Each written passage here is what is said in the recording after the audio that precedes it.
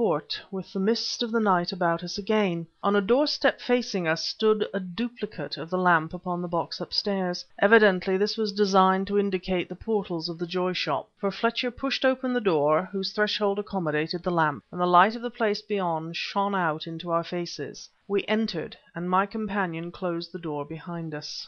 Before me I perceived a long, low room lighted by flaming gas burners, the jets hissing and spluttering in the draught from the door, for they were entirely innocent of shades or mantles.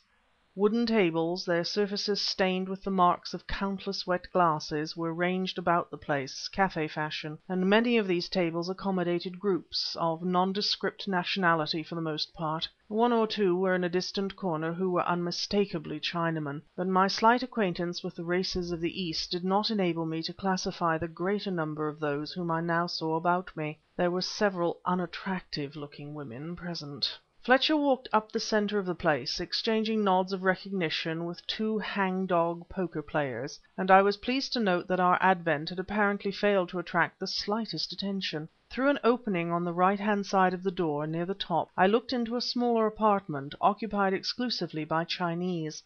They were playing some kind of roulette and another game which seemed wholly to absorb their interest.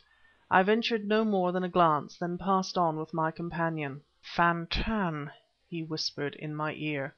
Other forms of gambling were in progress at some of the tables, and now Fletcher silently drew my attention to yet a third dimly lighted apartment, this opening out from the left-hand corner of the principal room.